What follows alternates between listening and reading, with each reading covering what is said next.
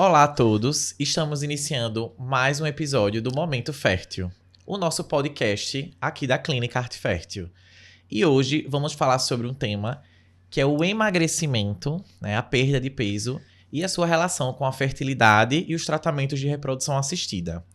Hoje temos a honra de ter aqui duas referências nesse assunto. Então nós temos Pedrita Albuquerque, nossa nutricionista aqui da Arte Fértil, especialista em saúde da mulher e fertilidade. Muito bem-vinda, Pedrita. Obrigada, doutor Marcos. E temos doutora Ana Carolina Té, nossa endocrinologista aqui da Clínica Arte Fértil e também endocrinologista do Hospital das Clínicas da UFPE. Muito bem-vinda, doutora. Obrigada pelo convite. Então vamos iniciar, com a nossa primeira pergunta. Então, a gente fala muito hoje sobre emagrecimento. Então, é um tema que está sempre em alta, na internet, enfim, nas rodas de conversa, sempre se está em alta sobre esse tema. E trazendo um pouquinho sobre fertilidade e reprodução, o que importa mais, realmente é o peso na balança ou do ponto de vista metabólico, como está a saúde desse paciente, Qual a opinião de vocês sobre isso? Os dois, não é, doutora Carol? Sim, os dois. O peso importa, porque a gente precisa perder peso para perder gordura, a adiposidade, mas a gente cada vez mais está valorizando outros parâmetros que não só o peso, que não só a massa na balança e o IMC, consequentemente, porque o que mais importa é para onde esse peso está indo, qual é a composição dele e qual é a distribuição dele no corpo, Se tem uma distribuição inadequada, mais gordura visceral, menos gordura periférica ou baixa massa magra. Então, para onde esse peso está sendo distribuído, hoje a gente trabalha muito mais com isso, porque a gente sabe que o padrão de produção de substâncias inflamatórias da gordura visceral é diferente da gordura periférica. E isso impacta muito na fertilidade, porque altera a função ovariana e a função testicular. Então, no fim das contas, a gente precisa perder peso na balança, mas a gente precisa perder peso de uma forma mais adequada e direcionada mais para a gordura visceral, sem perder massa magra. Perfeito. Sobre esse assunto, é até importante frisar. Quando a gente fala de perda de peso, eu estou falando de perda de peso no geral, e quando eu falo de emagrecimento, eu estou falando mais de uma perda de peso focada, direcionada para o percentual de gordura. Então, quero emagrecer é diferente de quero perder peso. Você pode perder peso perdendo massa magra, como a doutora Carol colocou. Agora, se você disser para mim, eu quero emagrecer, você está dizendo que quer diminuir gordura, teu percentual de gordura total. E aí é importante avaliar para além do peso. Então, essa avaliação que foi colocada, é importante que haja uma avaliação de composição corporal, doutor Marcos, que a gente possa conhecer esse paciente e entender como está o percentual de gordura dele, como está a massa magra, Uma paciente com síndrome dos ovários policísticos? Mas é uma paciente que está com esse excesso de gordura corporal, porque isso pode estar potencializando essa disfuncionalidade dela, ou não. E por que é tão importante a gente avaliar para além do peso? Porque a gente vai começar a associar esse padrão metabólico. Então, esse paciente que tem uma gordura abdominal, acima do que é estipulado pela Organização Mundial da Saúde, pelos órgãos de base, tem relação direta com o aumento, de dislipidemias, resistência à insulina, ou seja, está colocando o teu corpo num padrão mais inflamatório, com estresse oxidativo maior e, consequentemente, isso vai estar afetando vários sistemas, em especial o sistema reprodutivo.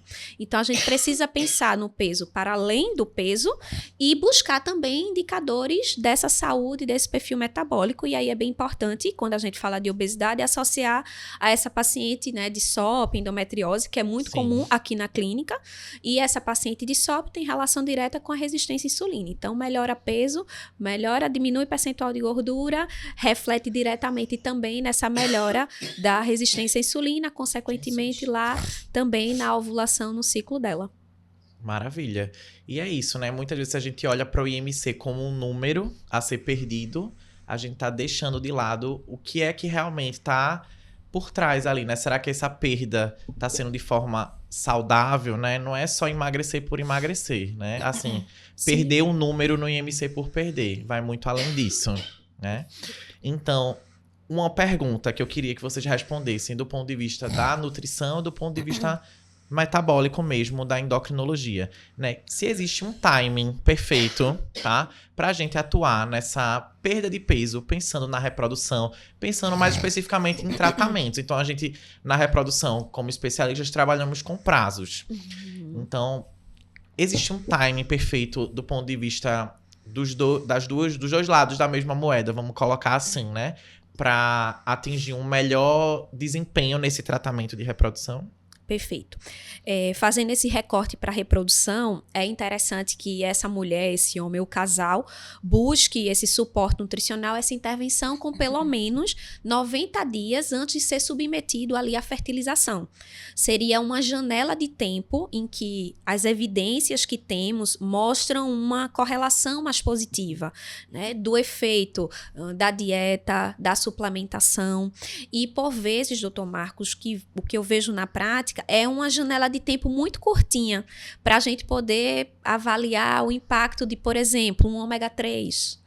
Ou 15 dias, 20 dias para a gente corrigir uma deficiência nutricional, né? Então, do ponto de vista nutricional, é interessante que esse tempo seja de pelo menos 90 dias, pensando também na fisiologia masculina e feminina, do ponto de vista de produção de gametas, né? Para a gente poder ter um óvulo melhor, a gente começa a trabalhar agora essa mulher pensando no ciclo que ela vai ovular 3 meses, 2 meses à frente. Porque aí a gente sabe que tem toda aquela rota de maturação do folículo até ele realmente se tornar um óvulo pronto ali para ser fertilizado. Então, e que é um esse tempo tempo médio é importante. também para a renovação do espermatozoide, né? Quando a gente pensa no homem. Perfeito. Então, do ponto de vista de ser mais bem impactado pela dieta, pela suplementação, seria essa janela de tempo aí, de pelo menos 2, 3 meses. E do ponto de vista endócrino metabólico? Do ponto de vista médico, a gente tem que ver se o paciente ou a paciente, o tentante ou a tentante, né, o casal, eles estão usando medicação para perda de peso ou não. Se o indivíduo está investindo na mudança alimentar, estilo de vida, sair do sedentarismo apenas, sem medicamento, a gente sabe que qualquer perda de peso já melhora o perfil metabólico, né? Então, pensando em ovário policístico, por exemplo, que a gente sabe que o processo inflamatório atua muito nos ovários, uma perda de peso de 5 a 10% já deixa esse ambiente ovariano bem melhor. E a gente sabe que tem benefícios metabólicos em esteatose hepática, em ovário policístico, em outras comorbidades que vêm junto com a obesidade. E aí, se buscar apenas a perda de peso sem tratamento medicamentoso, qualquer tempo é tempo. Perdendo com essa meta de 5 a 10% pelo menos de perda de peso. Que é uma meta real. Meta real, uma meta bem mais realista, né? A gente estava conversando sobre isso, porque uma mulher que está com sobrepeso ou obesidade, ela não precisa ficar magérrima para engravidar, né? Perdas de peso em torno de 10% já geram um benefício muito grande do ponto de vista metabólico. Se existe o uso das medicações, a gente vai ter que trabalhar o tempo de meia-vida desses medicamentos para dar uma segurança de suspensão delas antes da concepção. Então, falando das canetas, né, que são tão famosas, mas esses medicamentos injetáveis anti-obesidade, a gente já sabe que a semaglutida precisa ser suspensa pelo menos 2 meses antes da concepção e a tirzepatida 1 mês antes. Então, se o indivíduo está usando medicamento, a gente precisa planejar o tempo de suspensão antes da liberação para a concepção ou para o tratamento de fertilização. Certo. Falando um pouquinho dessas canetas, né? Qual a visão de vocês, né? Porque virou uma febre realmente. Né? Muitas pessoas usando sem indicação médica e sem acompanhamento médico e do ponto de vista nutricional também. Né? Eu queria uma visão de vocês sobre como está sendo na prática, né? Na prática clínica, esse uso associado à reprodução. Perfeito. Posso começar? Pode começar. Vamos lá. O que é que a gente tem observado? A busca pelo nutricionista ou pelo profissional quando esse paciente ou não tem o resultado que gostaria, ou ele já está num processo de tô ganhando novamente e não usei, né, corretamente, ou quando ele começa a sentir que está ficando muito flácido, porque teve uma perda de peso muito rápida. E aí, como bem colocado por você, doutor Marcos, é importantíssimo e fica como um alerta aqui. Se você está fazendo uso de qualquer tipo de medicação que vise o emagrecimento, tenha uma equipe lhe assessorando, né? A gente não tem ainda todas as respostas para esse tipo de medicação. Dentro da reprodução assistida e fertilidade, muito menos. É um terreno ainda que nos próximos anos vai ser muito estudado. Então é importante que você tenha um profissional para que ele sirva como um tradutor do que existe de mais atual para se aplicar dentro da tua realidade, né? Doutora Carol colocou sabiamente essa questão do tempo e muitas pacientes às vezes estão usando a medicação, mas com a perspectiva de daqui a 2 meses fazer, e muitas vezes ela não recebeu essa orientação, e às vezes ela vem primeiro para o nutricionista antes de ir para o médico, e aí muitas vezes o nutricionista é o profissional que alerta em relação a essa janela de tempo. Fazer uso dessas medicações requer um cuidado redobrado na alimentação. Primeiro porque você tende, né, é o efeito da medicação, tem uma redução na tua cota, na tua ingestão de calorias no dia. Esse é o efeito, né? Reduzir essa saciedade, né? O esvaziamento gástrico, ele vai ficar mais lento, né? Você vai comer menos. E comer menos não significa que você vai comer mais saudável que come. Então, muitas vezes, você vai alcançar 500 calorias, 600 calorias numa oferta do MEC às 10 horas da noite. Então, quebrando a proposta de ciclo circadiano, que é respeitar os horários que você deve comer e parar de comer, comendo uma alimentação de má qualidade, rica em gordura saturada, alimentos processados, com muito açúcar, sódio, isso vai estar afetando também a produção dos gametes. Então, tá perdendo peso, mas de que forma? Perfeito. Com que tipo de alimento? E aí, um ponto importante é falar também, que é um erro bem comum, que é a baixa ingestão de proteínas. Essas que tendem a levar um esvaziamento gástrico mais lento, só que nesses pacientes já é lento, então eles comem um pouquinho de proteína e já não querem comer mais. E a proteína é fundamental para a gente preservar essa massa muscular. Sem massa muscular, a gente está colocando esse paciente em risco nutricional, em risco de sarcopenia, diminuindo a força muscular dele, diminuindo também mitocôndrias, que é o que gera energia, vitalidade. Então, possa ser que diminua até libido, vontade de namorar, como um impacto dessa baixa realmente de vitalidade, né? Esse paciente que se sente fadigado, não tem massa muscular, não tem mitocôndria, como é que está a produção de energia? Então é importante a gente olhar proteína, qualidade nutricional e hidratação, porque a água também vai ocupar essa capacidade gástrica. Então, como é que tá bebendo água? Tem que ser fracionado, tomando a medicação é muito difícil que consiga um copo de 300 ml às vezes de uma vez só, principalmente depois de uma refeição, então tem que ser mais fracionado ao longo do dia. É a gente observar o funcionamento intestinal, microbiota, que vai ser alterada com a medicação e incentivar hábitos saudáveis, né? Durante a medicação é um convite que fazemos para que os hábitos que sustentam o tratamento possam ser construídos ali, para que quando a medicação saia, esse paciente consiga se manter com a base que vai sustentar o resultado que ele conseguiu com a medicação, né? Então, existem sim pacientes que precisam, gente, da medicação, mas quando esse suporte é dado, esses resultados, eles são mais saudáveis, mais duradouros e geram um impacto mais positivo na reprodução e fertilidade. Perfeito. A base sempre vai ser a mudança do estilo de vida, né? Nunca uma medicação. Então, vem sempre antes, não é, doutora Carol? Não, acho que Pedrita já falou tudo. Tudo que eu já estava pensando em falar. Fortaleza. Mas assim, a gente vê com muita frequência, principalmente antes da regulamentação da Anvisa, que exige agora, né, a receita controlada, o uso indiscriminado de medicamentos anti-obesidade, tá? Eu não gosto de chamar canetinhas emagrecedoras. Porque dá uma ideia de que é uma coisa boba, uma coisa simples. Eu vou ali e compro uma canetinha. Não, é um medicamento anti-obesidade. Obesidade é uma doença crônica. Portanto, o uso de medicamentos para doenças precisa ser acompanhado por um profissional médico. E a gente vê o uso muito indiscriminado, pessoas que não precisam, Pessoas que não têm, que querem perder 2 ou 3 quilos. Isso acaba gerando, muitas vezes, principalmente em indivíduos mais jovens, transtornos alimentares, né? Uma dependência psicológica da medicação, porque na medida que se usa indiscriminadamente, sem um acompanhamento nutricional, médico, sem uma atividade física, os hábitos de vida não modificam, e aí quando a pessoa suspende, até porque essas medicações são caras, poucos conseguem manter a longo prazo, suspende, aí ganha peso novamente, porque não mudou o estilo de vida, e aí vou comprar de novo. Aí ganhei 1 quilinho, vou comprar de novo. Então isso gera muito desvirtuação do que realmente é o objetivo dessas medicações, que são medicações excelentes, de alta eficácia e que realmente têm modificado o panorama da obesidade. Então, indivíduos que têm sobrepeso e obesidade, que realmente têm comorbidades, indicação real de uso, precisam de um acompanhamento médico, não tenha dúvida.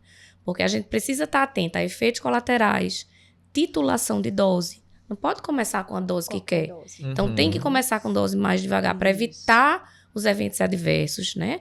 Ou controlar os eventos adversos. Tem uma orientação nutricional para fazer mudanças de hábitos alimentares, de quantidade, de qualidade, de fracionamento. A atividade física é essencial. Se perder peso rápido, sem um estímulo proteico alimentar e de atividade física, vai perder massa magra, vai diminuir o metabolismo e prejudica até a própria perda de peso. Fora que não é incomum a gente receber os pacientes dizendo que não tem mais força para ir para academia, não aguenta sair de casa, fica prostrado na cama.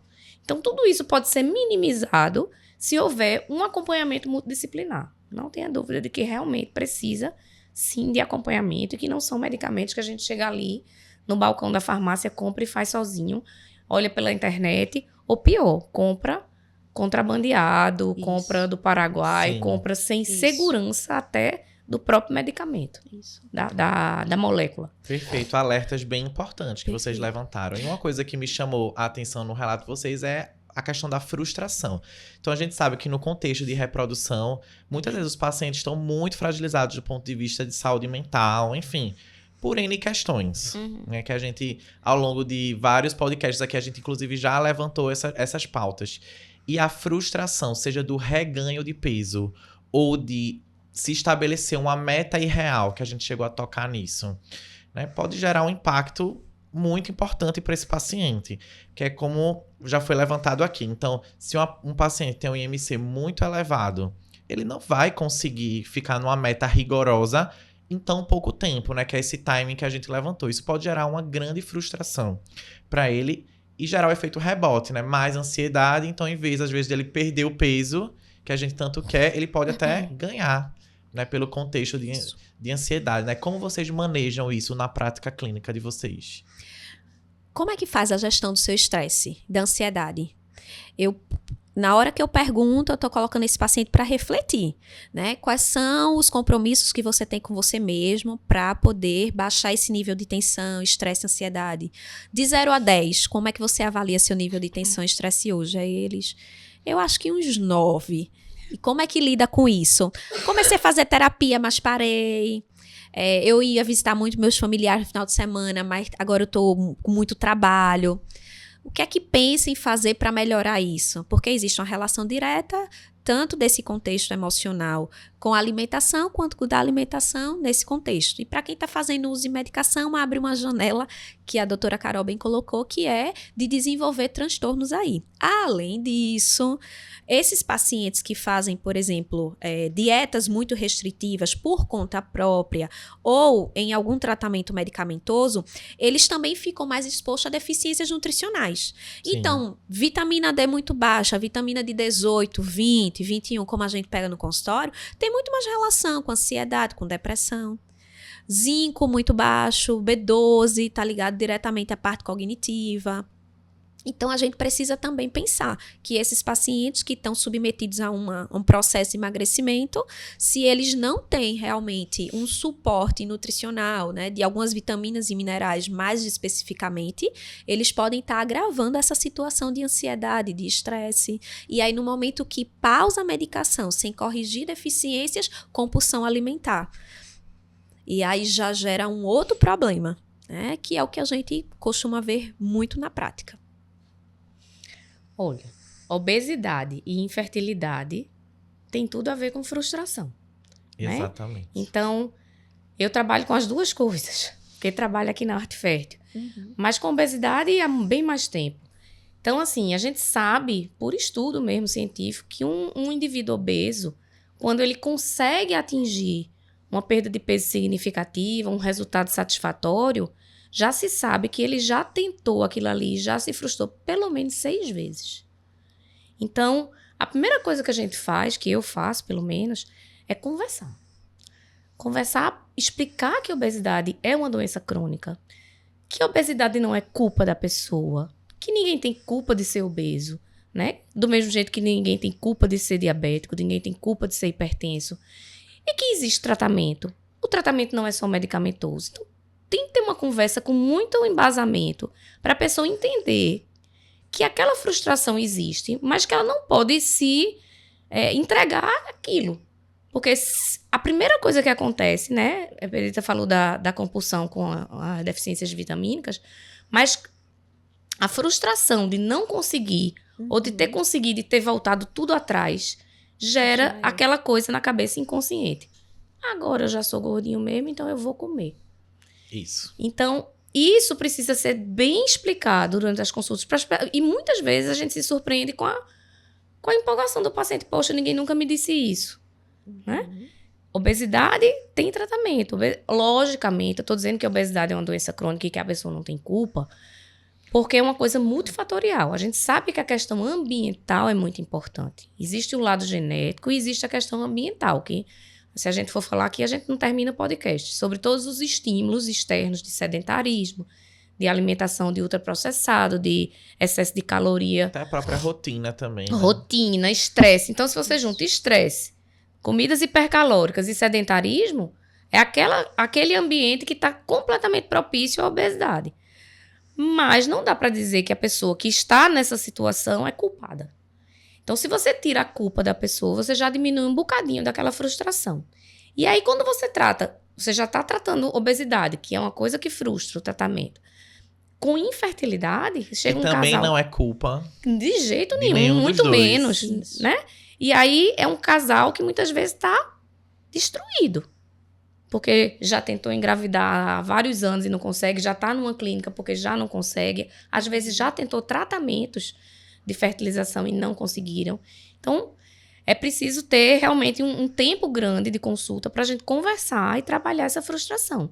Mas que é possível, sim, desde que orientados, assessorados e tendo todo o acesso ao que a gente tem melhor, tanto de tratamento medicamentoso, terapia, psicoterapia, terapia nutricional, atividade física, gerenciamento de estresse, é tudo muito interligado e a gente sabe que é difícil, né? Sim. Juntar tudo isso na prática, Por na isso vida que é real. importante a gente ter, numa clínica de reprodução, né, profissionais como vocês, né? Que, enfim, que podem trabalhar em conjunto para atingir o objetivo, né? Que a gente fala da multidisciplinaridade. Perfeito. Né? E para encerrar, né, eu queria fazer uma pergunta assim: quais são os erros que vocês mais veem na prática nesse perfil de pacientes, né, que estão enfrentando dificuldade para engravidar, seja naturalmente, seja durante tratamentos, né, que muitas vezes se repetem e não são bem sucedidos, né, com essa questão da obesidade? Vou resumir um erro básico, que é a qualidade da alimentação. Né? Então, esse paciente que está numa jornada de emagrecimento, ele com ou sem medicação, mas o que é base para o casal, a mulher, o homem que quer engravidar, é a gente melhorar a qualidade nutricional. O que é isso em termos práticos? Aumentar o consumo de frutas, vegetais, fibras, alimentos que têm casca e não embalagem.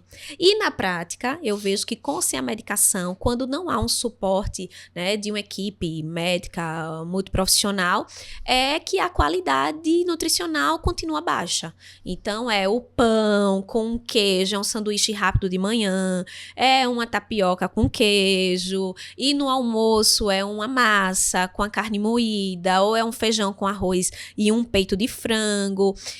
Para o casal, a mulher, homem ou mulher, casal, homem ou mulher, que quer engravidar, é pouco. Então, a gente precisa investir mais nessa alimentação. Então, se a gente não muda isso, a gente não está caminhando para frente, não. Perfeito. E do ponto de vista médico, eu vou ter que concordar com a Pedrita, que eu acho que a maior dificuldade ou o maior erro que a gente vê nas tentativas de emagrecimento, seja no casal infértil ou não, no indivíduo que vem buscar perda de peso, é a dificuldade com a alimentação. Porque a gente tem as medicações, né? Quem tem acesso, a parte de custo financeiro também é um grande limitador. A gente passaria horas falando sobre isso, mas realmente, de fato, é um grande limitador.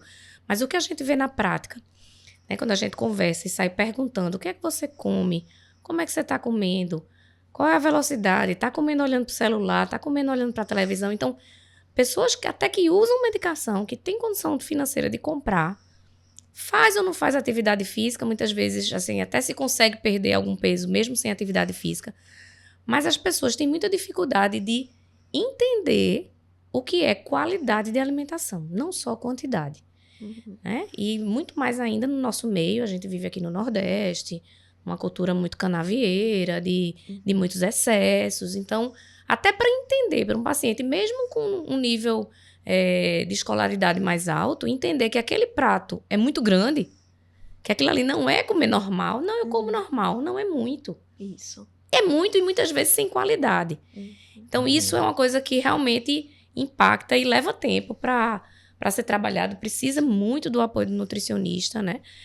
E eu acho que é um dos grandes desafios da perda de peso, é a mudança de hábito alimentar. A gente vê hoje que aquela coisa do sedentarismo já tem mudado muito, né? A cultura da atividade física melhorou muito, sei lá, acho que nessa última década, pelo menos. A gente vê muita gente mais ativa, isso, não é? Fazendo algo. Mas a alimentação, eu acho que ainda tem que evoluir muito. Né? As medicações são muito melhores, tem muita coisa para chegar ainda, tem novidades e coisas com muito mais até eficácia, mas a gente ainda impacta na alimentação.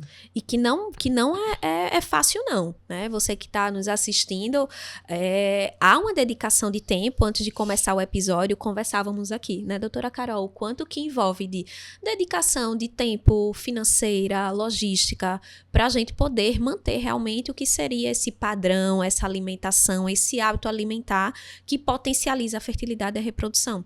E aí, por isso, o profissional, a equipe vem junto te dando alternativas, talvez a margem que a gente consegue alcançar não vai ser essa, mas para você isso aqui já pode gerar algum resultado melhor. É melhor do que não comer nenhuma fruta, por exemplo, no dia, que é uma realidade, né? Ou a salada do almoço pode ser mais do que 2 folhas de alface e 2 rodelas de tomate, mas para algumas pessoas isso já vai ser uma baita conquista. Enfim, cada caso um caso. Eu acho assim que como mensagem final, não sei se Pedrita tem mais alguma coisa para falar, mas eu acho que dentro do tema da infertilidade, como a gente vive não digo nem epidemia, eu já digo pandemia de obesidade no mundo inteiro, né? Se a gente for falar de percentuais de sobrepeso e obesidade, o Brasil está lá em cima, são assustadores os números, né? Eu acho que como mensagem final para o casal que está tentando engravidar, é que a gente precisa muito cuidar do peso. Não só do peso, mas da composição corporal, tá? Porque isso impacta definitivamente na fertilidade, na qualidade dos gametas, tanto masculino quanto femininos, no risco obstétrico, mesmo que ele engravide, mesmo até sem tratamento de fertilização. Aquela gestante obesa, ela vai ter muito mais complicações. Então, aquele sonho pode até ir por água abaixo, né? No risco obstétrico. Com certeza, a gente fala em mais taxas de abortamento, até de falha de implantação. Então, veja, tem um embrião pronto. Então, as pacientes que estão bem acima do peso, né, elas vão ter menores taxas de implantação. Isso é bem consolidado na literatura, não é o que a gente está achando aqui. Realmente são estudos. Isso é comprovado por estudos científicos. Sim. Então, tanto o processo de produção de gametas, fertilização, implantação, seja natural, seja por fertilização, e ao longo de toda a gestação ficam comprometidos. Então, é importantíssimo perder peso. Tá num peso saudável, não precisa ser magérrimo, precisa estar num peso metabolicamente saudável para engravidar de forma saudável. Perfeito. Faço minhas as palavras de doutora Carol. Concordo plenamente. E até porque se a gente for pra seara da gravidez, né, já vai dar outro podcast, Outro né? podcast dos riscos obstétricos. Dos riscos né? obstétricos. Diabetes Então a gente vai entrar em gestacional, diabetes gestacional, síndromes pré-eclâmpsia, hipertensivas. abortamento, né? Isso. Então é um papo para outro momento. Né? Perfeito. Queria agradecer muito. Eu acho que foi uma conversa muito produtiva, né? Super rica, né? Obrigado mesmo. Pedrita, como podem te encontrar nas redes sociais? Pelo Instagram, @PedritaAlbuquerque. Por lá existe a oportunidade de assistir mais conteúdos e semanalmente nos stories, às segundas-feiras, eu abro caixinhas de pergunta para tirar dúvidas de todo o público. Maravilha. E doutora Carol, como podem te encontrar? Eu estou aqui na clínica todas as quintas-feiras pela manhã, no Instagram da clínica, no telefone da Arte Fértil. É possível me encontrar. Maravilha. Pessoal, não esquece de se inscrever aqui no canal e seguir as redes sociais da Clínica Arte Fértil. Esperamos vocês no próximo episódio do Momento Fértil.